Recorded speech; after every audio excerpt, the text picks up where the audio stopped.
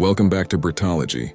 Today we're diving into a topic that a lot of people are curious about, especially with the ever-changing housing market in the UK. We're asking one simple question: what does £300,000 actually buy you in different parts of the country? On the surface, it sounds like a solid budget. For many people, that's either their first step onto the property ladder or a significant upgrade from a starter home. But as you'll see, what you can get for that money changes dramatically depending on where you look. Let's start in London because it's always the benchmark. £300,000 in the capital doesn't go very far. In fact, it's one of the toughest markets in the world. With this budget, you're usually looking at a studio, flat, or maybe a very small one-bedroom apartment. These will often be in outer boroughs rather than central London, in areas like Croydon, Barking, or Hounslow. They're compact spaces, often in larger developments, sometimes with modern finishes but not a lot of room to grow. If you're lucky, you might find a slightly bigger, one-bedroom flat in a less fashionable part of London. But forget about a garden, a driveway, or extra bedrooms. Here, location is what you're paying for, not the size of the property. Now let's travel up north to Manchester. The story changes quite a bit. £300,000 here stretches much further. Instead of a tiny flat, you can often secure a modern 2- or 3-bedroom house, sometimes semi-detached with a garden. In suburban areas like Didsbury, Chorlton, or Sale, you'll see family-friendly homes within commuting distance of the city center. If city living appeals to you, that same budget can also buy a spacious apartment in one of Manchester's new high-rise developments, with 2 bedrooms, 2 bathrooms, and maybe even access to amenities like a gym or concierge. Compared to London, the difference is huge. Head a little further north to Liverpool, and your £300,000 goes even further still. Here you could buy a larger 3- or even 4-bedroom detached house, with a driveway, a generous garden, and more living space than you'd expect in a city environment. In some of the nicer suburbs like Crosby or Formby, you might even find properties near the coast. And in the city center, the same money could buy a luxurious apartment in one of the newly redeveloped Docklands areas, combining modern design with historic surroundings. Heading into Yorkshire, let's look at Leeds. In Leeds, this budget can comfortably get you a 3-bedroom, semi-detached house in popular family areas like Roundhay or Headingley. These homes often have off-street parking, gardens, and plenty of space inside. If you prefer apartments, £300,000 can buy you a high-spec penthouse-style flat right in the heart of the city, with stunning views and modern interiors. The balance here between space and location is striking compared to London. Moving east to Hull, the value is even more dramatic. Hull has some of the most affordable property prices in the UK, so £300,000 here buys you a lot. You could be looking at a large detached family home with 4 or 5 bedrooms, multiple reception rooms, a garden big enough for outdoor entertaining, and even a garage or 2. In fact, you might even spend significantly less than the full budget and still get all those features. The housing market in Hull demonstrates just how much regional variation exists across the country.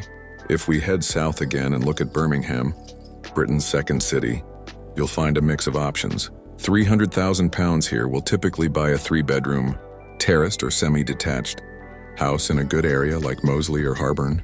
These neighborhoods are popular with young professionals and families because they're close to the city, but still have a community feel. In the city center, you could find a high-end apartment in a modern development near the canals, complete with balconies and open-plan living spaces. Birmingham strikes a balance between London prices and northern affordability, making it a popular choice for those looking for more space, without leaving the city lifestyle behind. Now let's explore what this budget means in more rural or coastal locations. Take Cornwall, for example.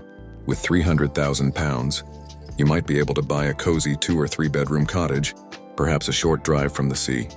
These homes often come with character features, think stone walls, wooden beams, and fireplaces.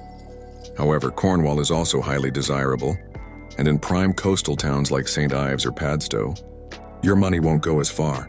You might be limited to a small flat or a terraced house, especially with competition from second home buyers and holiday lets driving up prices. In contrast, if you look at Wales, say in Cardiff, you'll find good value.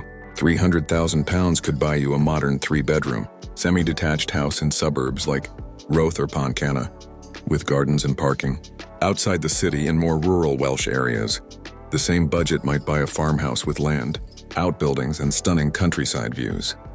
Wales often offers more for your money compared to equivalent English cities, especially once you step outside the main urban hubs.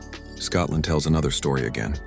In Edinburgh, the capital, property is in high demand, so your budget might stretch to a 2-bedroom flat in areas like Leith or Gorgie. These flats are often in traditional stone tenement buildings, with plenty of character but limited outdoor space.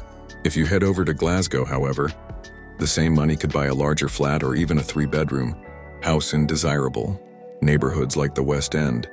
And if you leave the cities altogether, say moving into the Highlands or the Islands, £300,000 might buy you a detached home with land, outbuildings, and scenery that feels like it belongs on a postcard.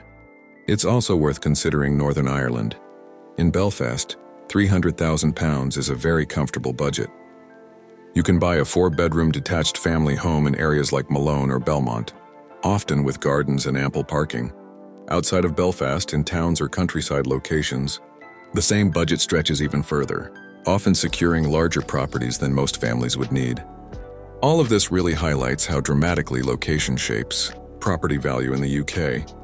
The same budget that barely buys you a shoebox-sized flat in London could secure a 5-bedroom detached house with gardens in Hull or Belfast. Buyers have to balance their priorities. Is it about living in the heart of a major city, close to jobs, nightlife, and transport?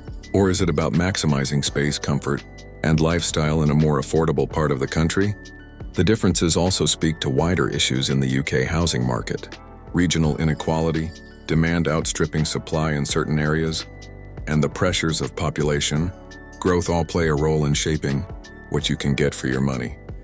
And while £300,000 is a decent sum, the reality is that in some parts of the country, particularly the southeast, it still doesn't guarantee you a lot of space.